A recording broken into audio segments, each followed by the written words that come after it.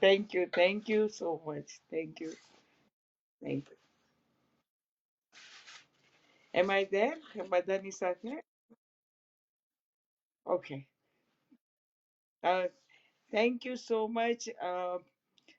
सब सब हाजरीन को जय श्री मर्चेंट सैन फ्रांसिस्को से आप सबको मेरा प्रणाम, नमस्कार, वंदन, सत श्री अकाल, सलाम अलैकुम।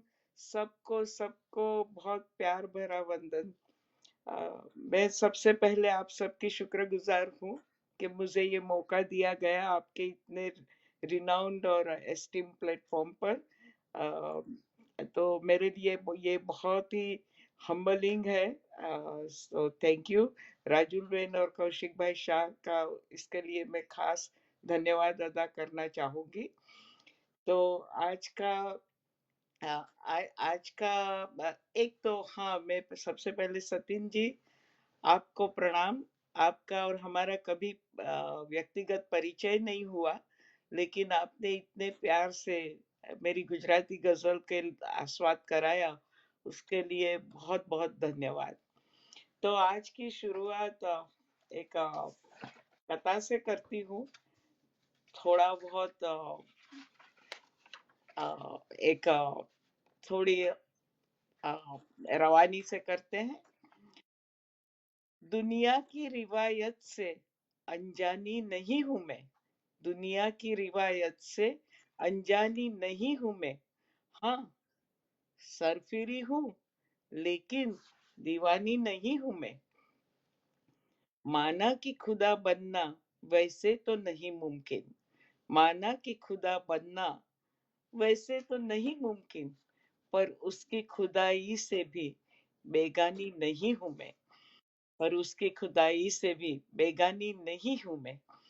और क्या हम खुदा से, खुदाई से जुड़ते हैं तब ऐसा लगता है हम अपनी जात से, स्वयं से जुड़ रहे हैं।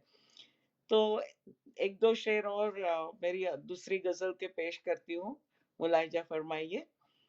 किसे मालूम न जाने कहाँ खुदा होगा। किसे मालूम, सॉरी, किसे मालूम न जाने कहाँ खुदा छुपा होगा। किसे मालूम न जाने कहाँ खुदा छुपा होगा। जहाँ होगा कभी भी न मुझसे वो जुदा होगा। यूं तो हर दस्तक पर दरवाजा खोलती हूँ मैं। यूं तो हर दस्तक पर दरवाजा खोलती हूँ मैं। यहाँ आने वाला शायद कभी तो खुदा होगा। हमारी भारतीय संस्कृति में अतिथि देवो भव होता है। तो कभी दरवाजे पे मुझे कतील के एक गजल का शेर याद आ रहा है जिसे भूपेंद्र जी ने गाया है। होठों पे दुआ रखना, दरवाजा खुला रखना, आ जाए कोई शायद दरवाजा खुला रखना। वो एक गजल का, मैं कतील का ये शेर मुझे याद आ रहा है। तो आज की महफिल की शुरुआत करते हैं चंद चंद गजलों के शेरों से बात करते हैं। हम खुदा से हमेशा मांगते ही रहते हैं, तो क्या मांगना चाहिए उसका तो कोई एक हर एक के लिए इतना सब, इतने लोग और इतनी इतनी सारी दुआएं और इतना सारा मांगना। कंप्यूटर बिना खुदा वहां बैठा है, वो कैसे उसका ध्यान करता होगा। तो आज वो मांगते हैं के ऊपर एक गजल पेश करती हूँ। कहाँ ए खुदा, कहाँ ए खुदा, आफताबे मुकद्दर मांगते हैं। कहाँ ए खुदा, आफताबे मुकद्दर मांगते हैं। दे दे जो सुकून रोशनी वो सहर मांगते हैं। दे दे जो सुकून रोशनी वो सहर मांगते हैं। महलों मीनारों की कोई तमन्ना तो थी ही नहीं। महलों मीनारों की कोई तमन्ना तो थी ही नहीं। मिले बस जहां हम खुदी से वो एक घर मांगते हैं। दुआओं में है किसकी कितना असर हम भी तो देखें। दुआओं में है किसकी कितना असर हम भी तो देखें। हो उनकी उम्र लंबी सदा, हो उनकी उम्र लंबी सदा जो मेरा सर मांगते हैं। खुदा की इंसाफी की तो ये शिकायत ही कहाँ है। खुदा की इंसाफी की तो ये शिकायत ही कहाँ है। न टूटे कभी भी वो ही हम सबर मांगते हैं। न टूटे कभी भी वो ही हम सबर मांगते हैं। कहाँ जिंदगी से रिश्ते यूं मरकर भी छूटते हैं। जिंदगी से कहाँ ऐसे तो रिश्ते टूटते नहीं। हम सोचते हैं हम चले जाएंगे जहां भी, यहाँ से इस जहां से गए तो जिंदगी से रिश्ता टूट गया, बट ऐसा तो नहीं होता है। कहाँ जिंदगी से ये रिश्ते मरकर भी नहीं छूट मरकर भी छूटते हैं। फरिश्ते भी कयामत पे वजूदे उम्र मांगते हैं। फरिश्ते भी कयामत पे वजूदे उम्र मांगते हैं। कहाँ है खुदा आफताबे मुकद्दर मांगते हैं। दे दे जो सुकून रोशनी वो सहर मांगते हैं। एक और गजल के चंद शेर फरमाते हैं। पाना है अभी छोड़ना है अभी। पाना है अभी छोड़ना है अभी। आईना अरमा का फोड़ना है अभी। कल जैसा यहाँ कुछ नहीं है। और कम से कम ये कोरोना के दो पिछले 2 सालों में हम ये सीख गए हैं। पूरी पूरी मनुष्य जात ये सीखी हो, सीख जानी चाहिए। सीखे है कि नहीं वो एक अलग बात है, बट सीख जानी चाहिए कि यहाँ कल जैसा कुछ होता ही नहीं है। जो भी है वो अभी है। तो पाना है अभी छोड़ना है अभी। आईना अरमानों का फोड़ना है अभी। गर्दिशों में ही खामोका उलझे रहो क्यों। गर्दिशों में ही खामोका उलझे रहो क्यों। चल दो राहों का रुख मोड़ना है अभी। चल दो राहों का मुख मोड़ना है अभी। पल दो पल तो ठहर जाओ आज के साये में। पल दो पल तो ठहर जाओ आज के साये में। कल की कड़ी धूप में दौड़ना है अभी। कल की कड़ी धूप में दौड़ना है अभी। अक्स भी इस तरह क्यों बदल जाते हैं। अक्स भी इस तरह, हम आईने में हम देखते हैं हमारा अक्स प्रतिबिंब। अक्स भी इस तरह क्यों बदल जाते हैं। अब कहो खुद को कैसे जोड़ना है अभी। अब कहो खुद को कैसे जोड़ना है अभी। यूं ही नसीबों का बदलाव मुमकिन नहीं। यूं ही नसीबों का बदलाव मुमकिन नहीं। खून पसीनों को निचोड़ना है अभी। खून पसीनों को निचोड़ना है अभी। पाना है अभी छोड़ना है अभी। आईना अरमा का फोड़ना है अभी। अ, और एक कविता से सुनाना चाहूंगी, आपकी इजाजत चाहूंगी। अ,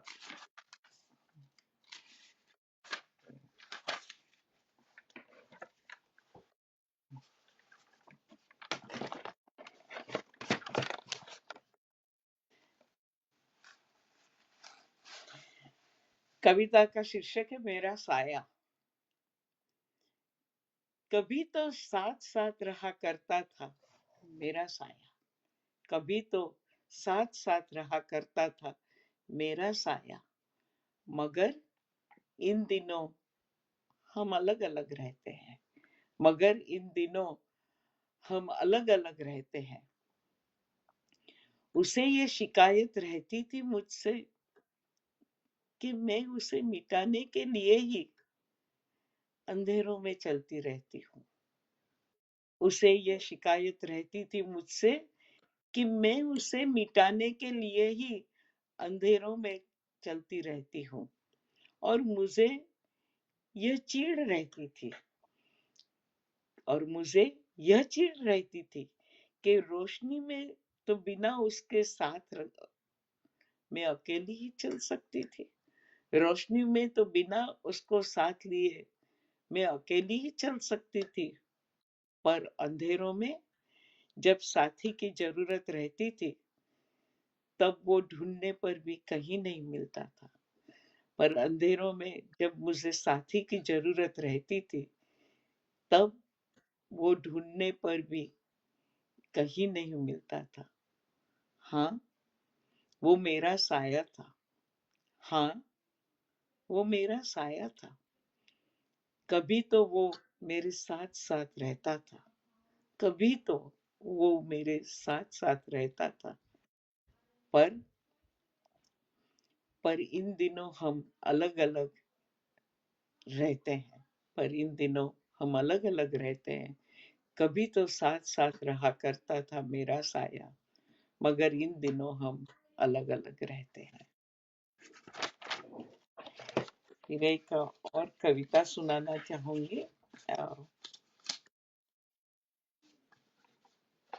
हाजिरीन जरा गौर फरमाइएगा।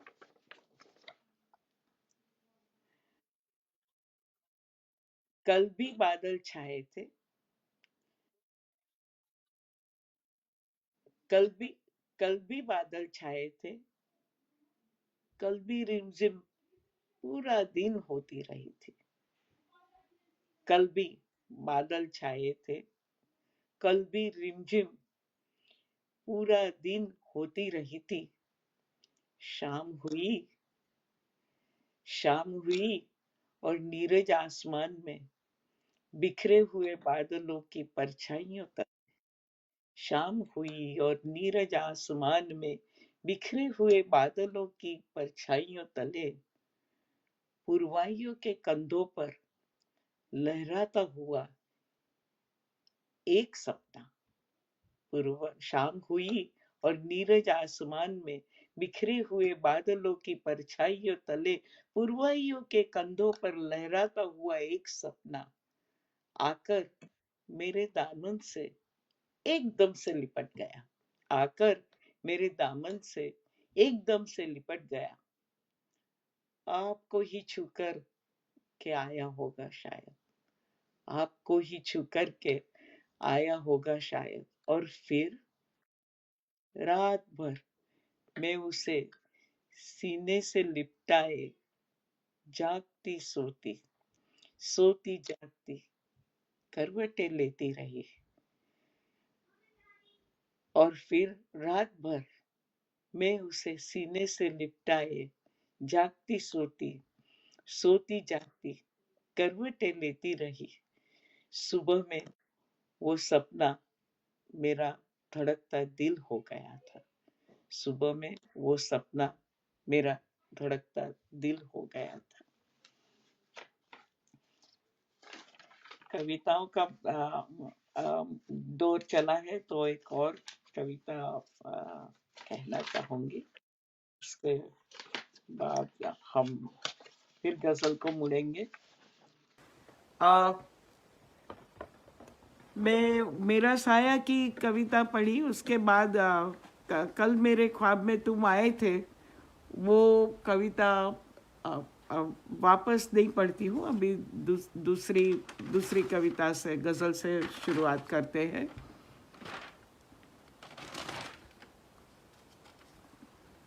माफ़ कीजिएगा आवाज़ की ये गड़बड़ी के लिए।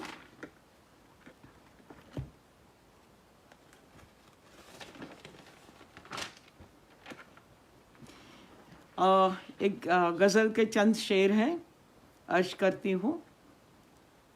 मिटा सको तो मिटा दो ये सारे शिकवे गिले। मिटा सको तो मिटा दो ये सारे शिकवे गिले। ये तेज वक्त की गर्दिश, ये तेज वक्त की गर्दिश यूं फिर कभी मिले न मिले। ये तेज वक्त की गर्दिश यूं फिर कभी मिले न मिले। हाँ वक्त पर ये बहारें आ तो जाएगी लेकिन। हाँ वक्त पर ये बहारें आ तो जाएगी लेकिन। तुम्हारे बाद न जाने ये गुल कभी भी न खिले। तुम्हारे बाद न जाने ये गुल कभी भी न खिले। ये बात शाम की होगी जब तुमसे नजरें मिली। ये बात शाम की होगी कि जब तुमसे नजरें मिली, ये हुक्म दिल ने बजाया कि अब ये रात कभी न ढले। ये हुक्म दिल ने बजाया कि अब ये रात कभी न ढले। ये दूरी कम कहाँ होगी यूं उनके आ जाने से। ये दूरी कम कहाँ होगी यूं उनके आ जाने से। हुआ है यूं कितनी दफा, हुआ है यूं कितनी दफा, फासले भी है साथ चले, फासले भी है साथ चले। हम दूरियों की बात करते हैं तो जब दूरियां हो जाती है तो लगता है कि चलो साथ में चले, लेकिन एक अरसा गुजर जाता है दूरियों के बीच में, फिर साथ चलते हैं तो भी वो जो फासले हो गए हैं वो कभी नहीं मिटते। तो यही शेर वापस अर्ज करूँगी कि ये दूरी कम कहाँ होगी ये उनके आ जाने से। ये दूरी कम कहाँ होगी यूं उनके आ जाने से। हुआ यूं कितनी दफा कि फासले भी है साथ चले। हुआ यूं कितनी दफा कि फासले भी साथ चले। शबाब रोशनी से कब था रिश्ता जीते जी। शबाब रोशनी से कब था रिश्ता जीते जी। कज़ा पे देख लो, कज़ा पे देख लो आंसुओं के कितने दीप जले। कज़ा पे देख लो आंसुओं के कितने दीप जले। मिटा सको तो मिटा दो ये सारे शिकवे गिले। ये तेज वक्त की गर्दिश, ये तेज वक्त की गर्दिश, यूं फिर कभी मिले न मिले। तो अभी एक बहुत गंभीर माहौल हो जाए उसके पहले एक छोटी सी कहानी है। आज वो कहानी आप सबके साथ थोड़ी खेल कूद वाली कहानी है, तो आप इतना गंभीर नहीं रहेंगे। आप सबको आशा रखती हूँ मेरी आवाज़ ठीक से पहुँच रही है। तो कहानी एक मेरे आने वाले पुस्तक है जिंदगी एक सफ़र है सुहाना, उसमें ये कहानी का नाम है गाता रहे मेरा दिल। हमारी कॉलेज 21 एकड़ के एक एस्टेट के आगे की 6 से 7 एकड़ जमीन पर बनी हुई थी। 60 के दशक में 7 एकड़ का कैंपस वाली कॉलेज मुंबई के उपनगरीय इलाकों में होना बहुत बड़ी बात थी। इस माया नगरी मुंबई में हमेशा जगह की कमी और उसकी बढ़ती हुई कीमत सबसे बड़ी समस्या रही है। फिर भी जमीन की कमी और कीमत के बीच झूल रही इस नगरी यहाँ रहने वाले और नए आने वाले को सदैव एक अजूबा की तरह आकर्षित करती रही है।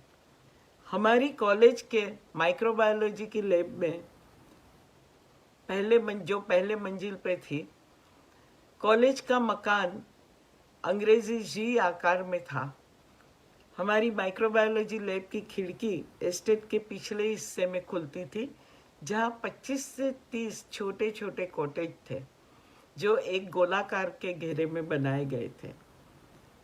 अपनी उस वक्त की ऐसी आदत थी कि अगर एक्सपेरिमेंट जल्दी ख़त्म हो जाए और या तो उसमें कोई रुचि न हो तो बस बाहर खिड़की के बाहर ताकते रहना, और यही सोचती रहती थी कि क्या होगा हमारा आने वाला कल। एक ऐसे मान लो कि मैं ही मैं हूँ, दूसरा कोई नहीं का नशा हमेशा वो 18-19 साल की उम्र की जयश्री पर छाया रहता था। उस वक्त उम्र ही कुछ ऐसी थी कि फनाखोरी दुनिया के फकीरी फलसफे कहाँ समझ आते थे। हम जूनियर्स की लैब सोमवार से गुरुवार तक रोजाना सुबह 8 बजे शुरू हो जाती थी। मैं हमेशा 8 बजने से पहले लैब में पहुंचकर अपने डेस्क पर एक्सपेरिमेंट के सारे जरूरी साधनों को तैयार करके रख देती थी, ताकि जब लैब इंस्पेक्टर आए तो सब कुछ तैयार हो। हम जूनियर्स की पढ़ाई शुरू हुए अभी 2 ही हफ्ते हुए थे। मुझे बराबर याद है, उस दिन मैं हर रोज की तरह अपने डेस्क पर सब सामान रख रही थी कि अचानक मेरी नज़र बराबर 7:50 पर खिड़की के सामने वाले कॉटेज पर गई। पहली मंजिल पर आई हुई हमारी लैब और सामने वाले कॉटेज के बीच सिर्फ 20-25 फुट की दूरी होगी। सब कुछ साफ दिखाई देता था। उस कॉटेज के बरामदे में झूले पर आसपास बैठकर वयस्क पति पत्नी, जो शायद 50-55 के आसपास होंगे, जिसे अमेरिका में हम लोग अंकल आंटी और अभी तो भारत में भी अंकल आंटी ही कहते हैं, दोनों हंस हंस कर एक दूसरे से बातें करते थे और चाय कॉफी कुछ तो पी रहे थे। वे दोनों ऑफिस के फॉर्मल कपड़ों में तैयार होकर बैठे थे। न जाने क्यों, पर मैंने खाली बैठे बैठे तब ऐसा अनुमान भी लगा लिया था कि शायद चाय पानी खत्म होते ही दोनों अपने अपने काम पर निकल जाते होंगे। दोनों अपनी मस्ती में रत थे। दोनों की उम्र जैसे कहा वैसे 50-55 के बीच में लग रही थी, पर दोनों के चेहरे पे जवानी वाली मुस्कुराहट थी।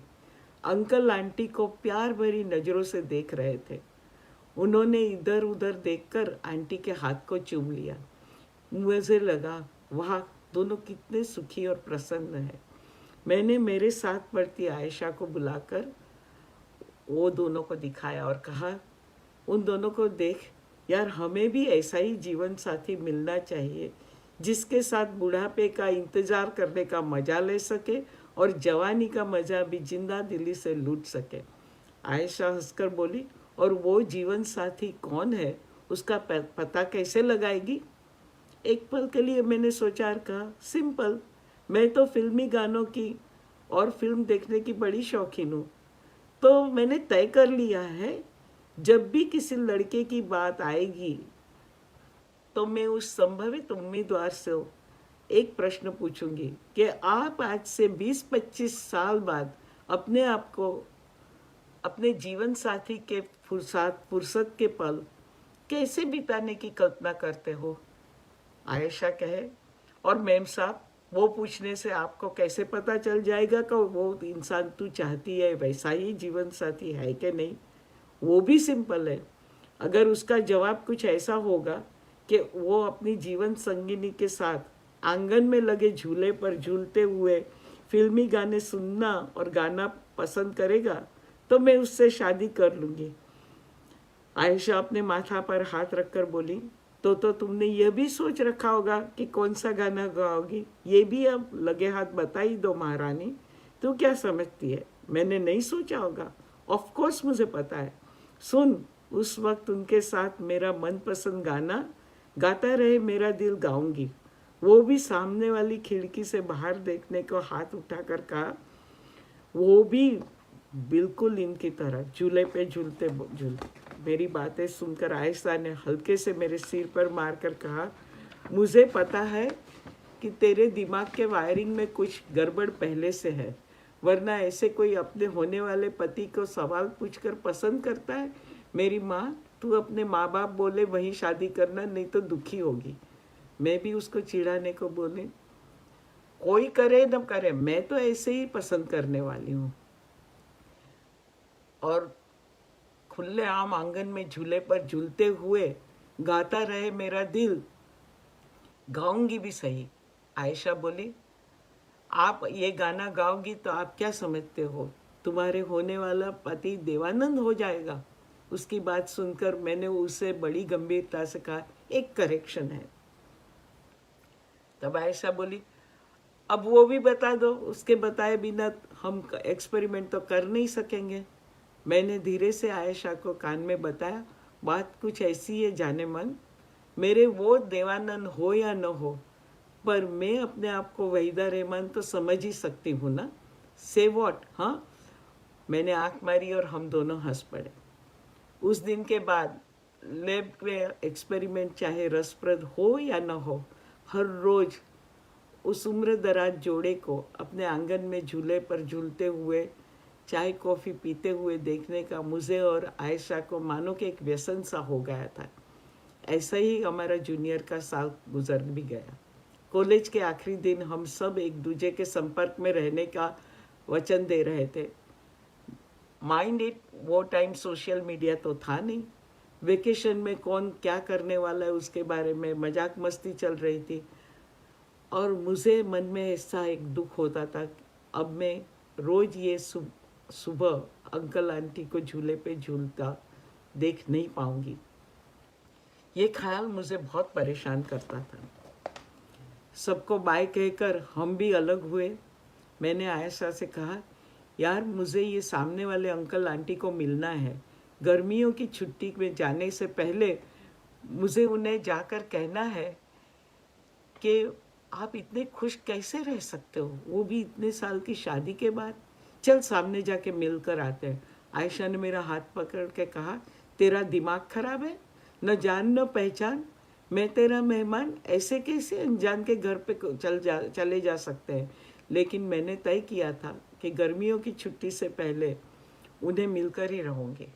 मैं आयशा का हाथ पकड़कर उन लोगों के घर तक उसे घसीट कर ले गई। दोपहर के 3 बजे थे। हमने कॉटेज की घंटी बजाई। मुझे लगता तो था कि शायद दोनों काम पर ही होंगे। घर की काम वाली बाई ने दरवाज़ा खोला। मैंने पूछा, आंटी जी या अंकल जी घर पर है? बाई ने बताया, नहीं, आज साहब की तबीयत ठीक नहीं है तो मैम साहब उन्हें डॉक्टर के पास ले गई है। और कोई घर पर है? मैडम के कोई बाल बच्चे? न जाने क्यों मेरे मुंह से निकल गया। काम वाली बाई ने बताया, जी उनकी एक बेटी है जो शादी करके अमेरिका शिफ्ट हो गई है। आप अपना कोई संदेश हो तो छोड़ जाइए, मैं दे दूंगी। हमने विनम्रता से मना किया और वहाँ से वापस लौट रहे थे। दरवाजे पर नेम प्लेट तब पड़ी। उस पर लिखा था, श्री और Shrimati Anand R Desai, MA LLB, advocate, high court. ये पढ़कर मैं और आयशा एक साथ बोल उठे, इम्प्रेसिव, और मुस्कुरा दिए। वेकेशन ख़त्म हुआ। 15 जून आ गई। हमारे सीनियर साल का पहला दिन था। रोज लैब लगने वाली थी। आयशा ने मेरा मजाक भी उड़ाया। अब तो सोमवार से लेकर शुक्रवार तक 5 दिन श्री और श्रीमती एडवोकेट के झूले के तो दर्शन कर पाएगी। दूसरे दिन मैं हमेशा की तरह 8 बजे पहले लैब में पहुंची और श्रीमती और श्री एडवोकेट के झूले पर झूलने का इंतज़ार करती रही। ठीक 7:55 पर वो दोनों वहाँ पर थे, बिल्कुल पहले की तरह।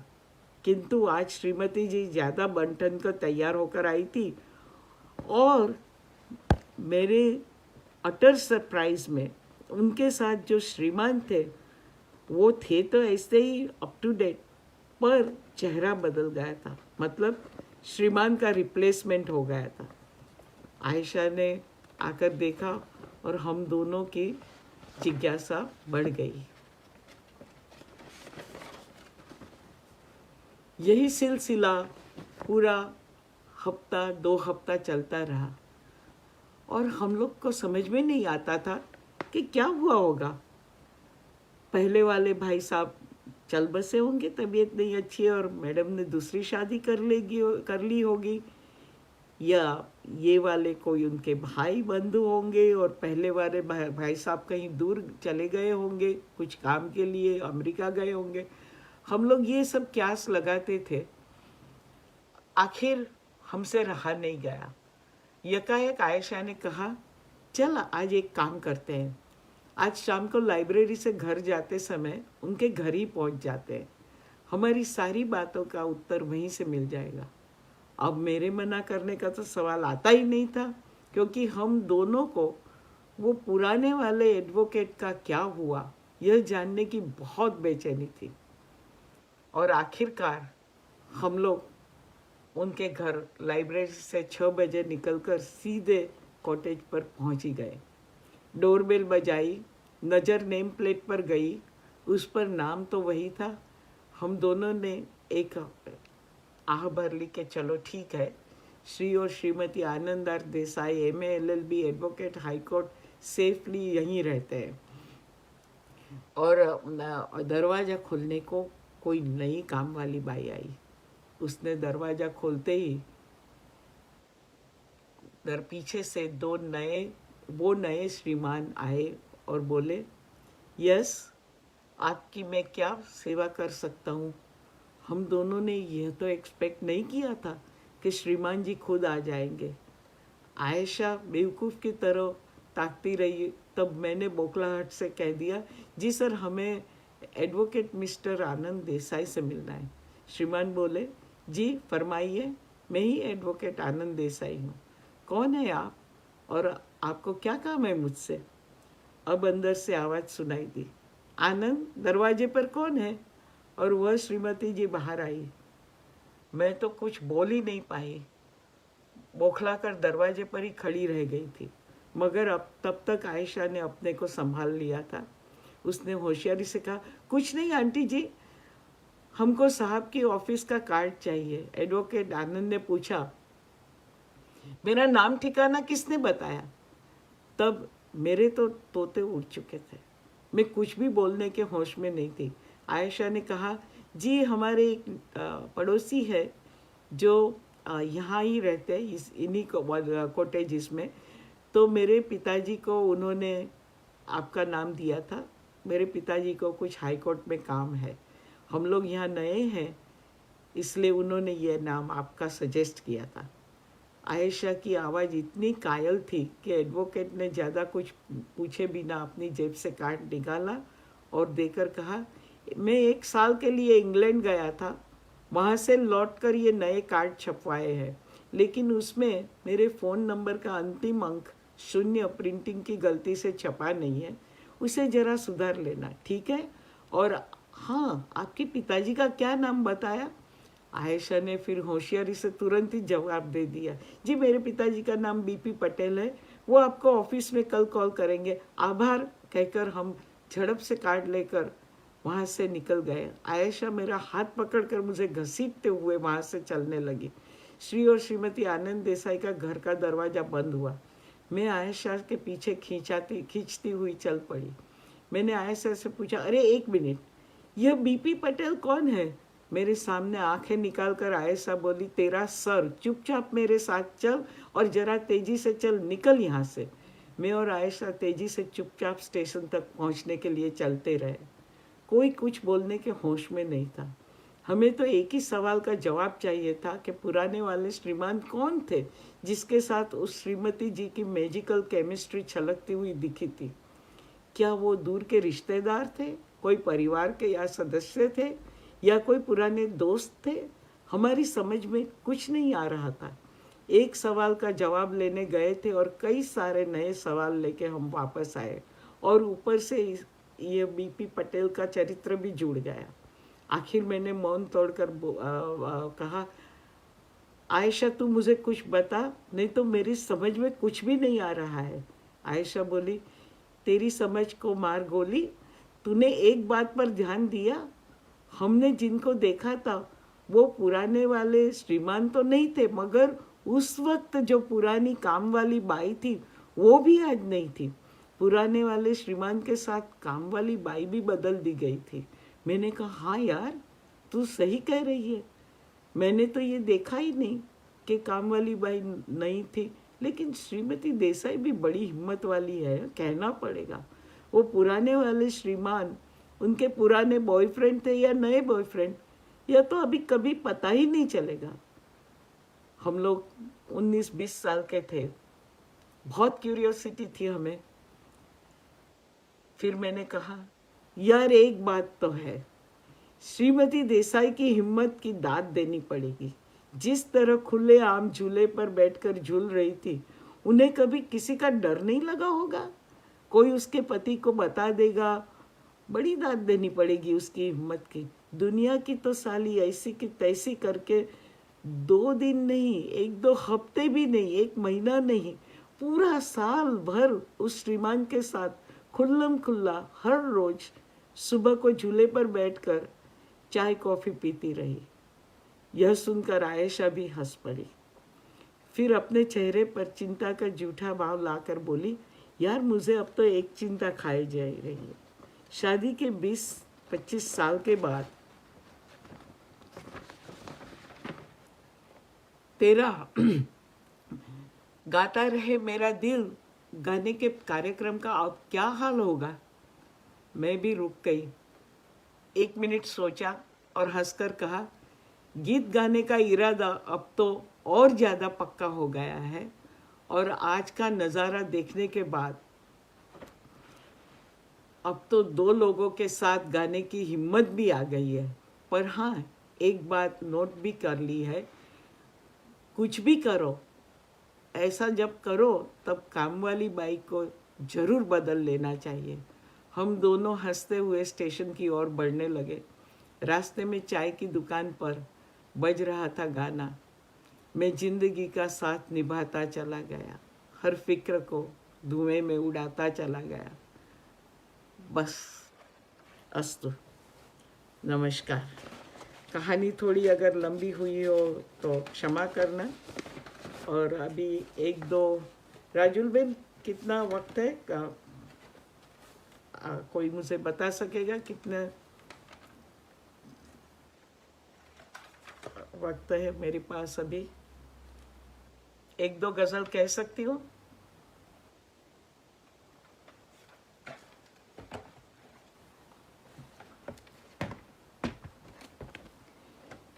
तो एक 1-2 गजल अर्ज कर रही हूँ। छोड़िए छोड़िए चांद सितारों में कहाँ मिलता है, छोड़िए चांद सितारों में कहाँ मिलता है। मिलने वाला हो तो जर्रे में खुदा मिलता है, मिलने वाला हो तो जर्रे में खुदा मिलता है। छूना चाहो जो उसे आग का दरिया है इश्क, छूना चाहो जो उसे आग का दरिया है इश्क। इश्क को देखना चाहो तो धुआं मिलता है, इश्क को देखना चाहो तो धुआं मिलता है। उनकी नफरत ही तो ले आई है काबे में मुझे, उनकी नफरत ही तो ले आई है काबे में मुझे। कौन कहता है मोहब्बत में खुदा मिलता है, उनकी नफरत ही तो ले आई है काबे में मुझे। कौन कहता है मोहब्बत में खुदा मिलता है। 2 कदम वो जो मेरे साथ चले काफी है, 2 कदम वो जो मेरे साथ चले काफी है। 7 सदियों का किसे दोस्त यहाँ मिलता है, 2 कदम वो जो मेरे साथ चले काफी है। 7 सदियों का किसे दोस्त यहाँ मिलता है। मांगते रहकर खुदा को न यूं शर्मिंदा करो। हम सब खुदा से कितना मांगते रहते हैं, हमें ये दे दो वो दे दो, बस मांगते ही रहते हैं। और फिर कोई दुआ कबूल न हुई तो उसका शिकवा गिला भी कहते हैं। तो मांगते रहकर खुदा को न यूं शर्मिंदा करो। हो जो किस्मत में बिना मांगे ही जहां मिलता है, हो जो किस्मत में तो बिना मांगे ही जहां मिलता है। रोशनी में ही रहे ढूंढते रंगों का शबाब, रोशनी में ही रहे ढूंढते रंगों का शबाब। आज जाना कि वो अंधेरों में छिपा मिलता है, आज जाना कि वो अंधेरों में छिपा मिलता है। रोशनी में ही रहे ढूंढते रंगों का शबाब, आज जाना वो अंधेरों में छिपा मिलता है। छोड़िए चांद सितारों में कहाँ मिलता है, छोड़िए चांद सितारों में कहाँ मिलता है। मिलने वाला हो तो जर्रे में खुदा मिलता है।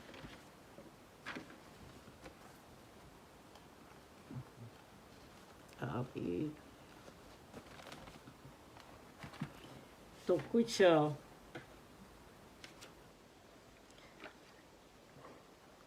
2-4 शेर और अर्ज करती हूँ। वो साथ रहे न रहे, रहेंगी निशानियाँ उनकी, वो साथ रहे न रहे, रहेंगी निशानियाँ उनकी, मेरे जुनून में झलक रही है अब कहानियाँ उनकी, मेरे जुनून में झलक रही है अब कहानियाँ उनकी। जो कर सके न वफा वो आजमाते हैं वफा मेरी, जो कर सके न वफा वो आजमाते हैं वफा मेरी। कितनी कातिलाना गुजरी है यह नादानियाँ उनकी, कितनी कातिलाना गुजरी है ये नादानियाँ उनकी।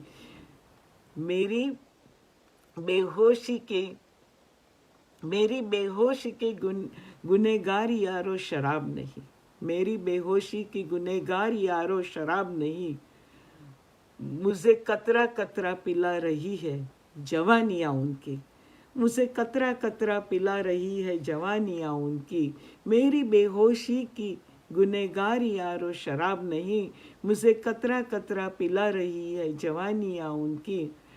उन्हें पाकर ठहर गई थी शबाब जिंदगी मेरी, उन्हें पाकर ठहर गई थी शबाब जिंदगी मेरी।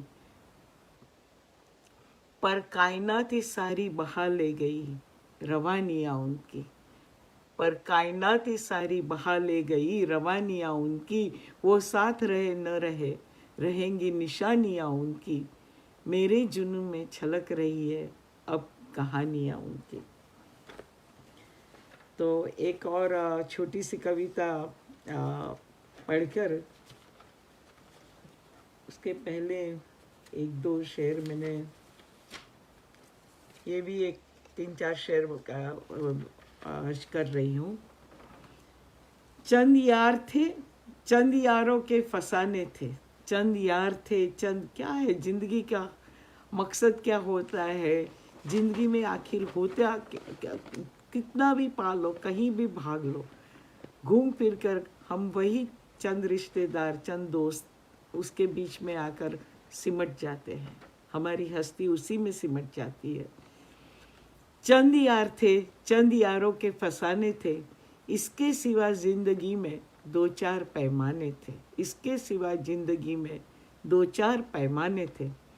सैलाबों सहराओं में मिलने वाले मिल जाते हैं, सैलाबों सहराओं में मिलने वाले मिल जाते हैं, न मिलने के उनके तो बस बाकी बहाने थे, न मिलने के उनके तो बस बाकी बहाने थे। अर्ज करती हूँ, मुलाहिजा फरमाइए। जो छलते रहे दिल को, गौर फरमाना, जो छलते रहे दिल को वो सपने बेगाने होंगे, जो छलते रहे दिल को वो सपने बेगाने होंगे। मेरी चारों ओर तो चेहरे सब जाने पहचाने थे, मेरी चारों ओर तो चेहरे सब जाने पहचाने थे। जो छलते रहे दिल को वो सपने बेगाने होंगे, मेरी चारों ओर तो चेहरे सब जाने पहचाने थे। उन्हें तो मिलने या बिछड़ने की कोई बात याद नहीं, उन्हें तो मिलने या बिछड़ने की कोई बात याद नहीं। शबाब एक तुम थे जो मरते दम तक दीवाने थे, शबाब एक तुम थे जो मरते दम तक दीवाने थे। चंद यार थे, चंद यारों के फसाने थे, इसके सिवा जिंदगी में 2-4 पैमाने थे। तो बस हम यहाँ पे महफिल का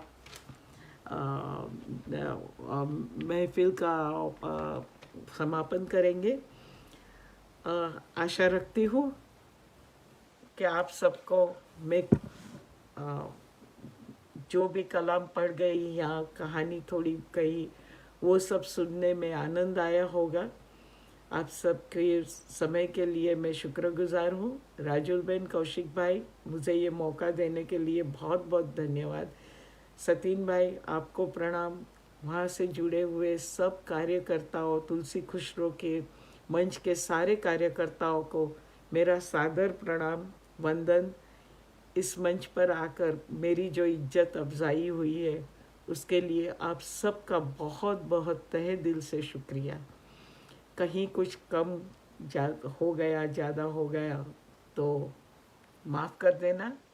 और आपसे सब आप सबसे जुड़कर बहुत आनंद हुआ। सब सब लोग की स्वास्थ्य के लिए और अच्छे रहने के लिए मेरी शुभकामना है। सर्वे अत्र सुखिनः सन्तु, सर्वे सन्तु निरामया, सर्वे भद्राणि पश्यन्तु, माँ कश्चित् दुःखमाप्नुयात्। नमस्कार, बंदा।